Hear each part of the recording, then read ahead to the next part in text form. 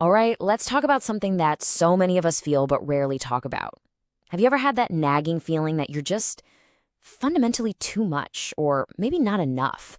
That you're carrying around this heavy weight of guilt you can't even explain? Well, if that sounds familiar, this is for you. We're going to break down chronic self-blame and ask a really big question. What if you're not the problem?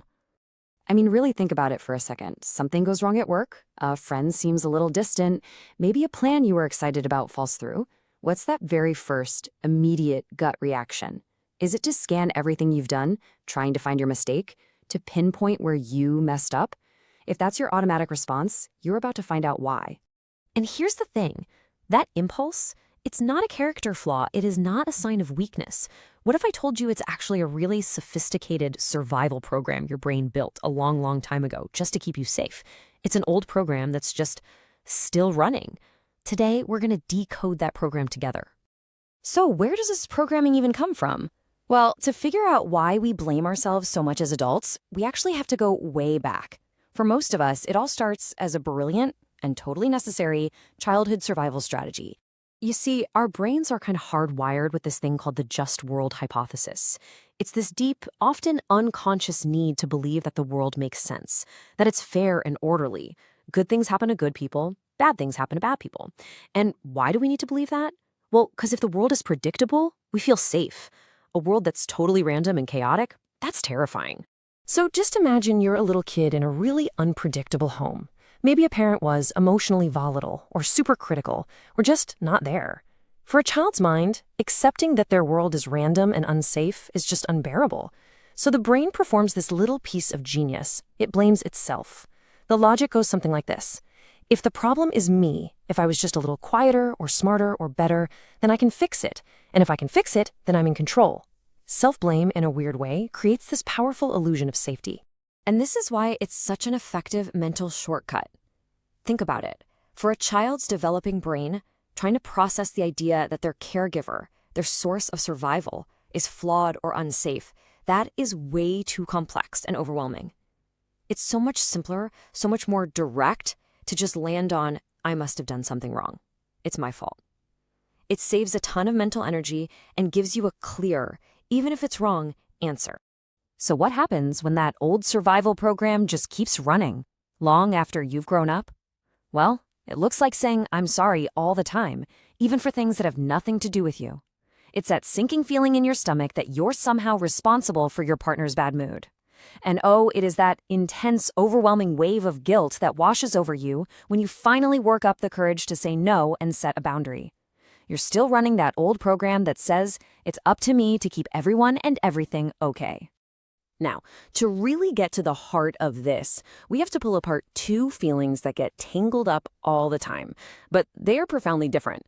I'm talking about guilt and shame. And trust me, understanding this difference, it's a total game changer. You know, the researcher Brené Brown just nails this distinction.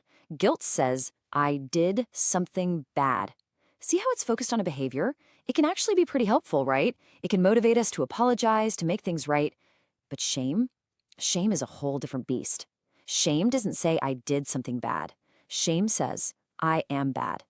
It's not about your actions. It's this intensely painful feeling that you, at your very core, are flawed and unworthy of love and belonging. In chronic self-blame, it lives and breathes in the world of shame.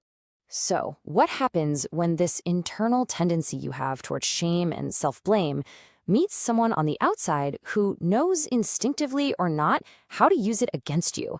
Well, that's when you walk right into the gaslighting trap. Let's look at how this works. Emotional gaslighting is like this quiet undoing of your reality. It's not always loud or obvious. In fact, it's usually this very subtle, corrosive kind of manipulation, where someone slowly makes you question your own gut feelings, your memories, your perception of what's real. It creates this disorienting fog of self-doubt until you just don't trust yourself anymore. And here's the twisted genius of it. A person who's unwilling to take responsibility for their own stuff, their own anger, their own mistakes, uses a little trick called projection. They basically take all their emotional garbage, put it in a box, and hand it to you to carry. And because your brain is already programmed to ask, what did I do wrong? You just take that box and say, okay, this must be mine.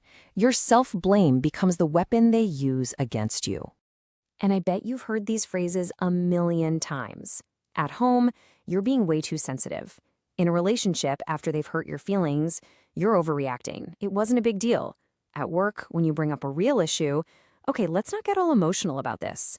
Even in a doctor's office, when they're dismissing your pain, it's probably just stress.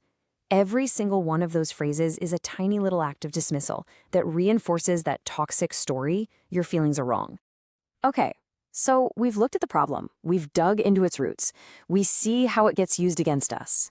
But here's the most important part. You are not stuck with this programming forever. So now we're going to shift gears and talk about how you can actually start to heal and rewrite this old, outdated script. The very first step, and honestly, maybe the biggest one, is this monumental shift in the question you ask yourself.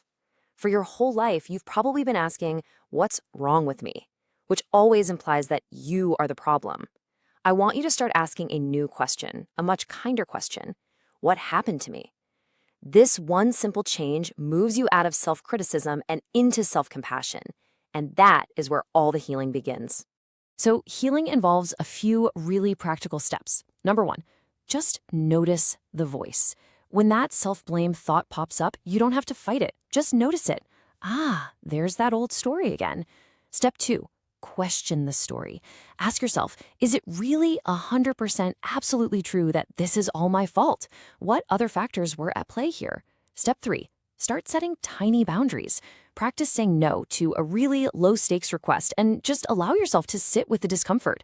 And finally, number four, test reality. Share one small, vulnerable truth with someone you know is safe. Every time you do one of these things, you're gathering new evidence that proves the old program wrong. And how do you know it's working? You'll start to notice these small but really powerful shifts. You'll find yourself apologizing a lot less for things that aren't your fault. You'll set a boundary and feel that wave of guilt be just a little bit smaller. And maybe most importantly, you'll start to trust yourself again. You'll feel a growing confidence in your right to say, you know what? I'm allowed to feel this way. My feelings are valid. I really want to leave you with this idea because it just reframes everything so perfectly. This whole journey is about realizing that the story you were told, or the story you told yourself, was never the real story. The issue was never that you were too sensitive or too needy or just plain too much.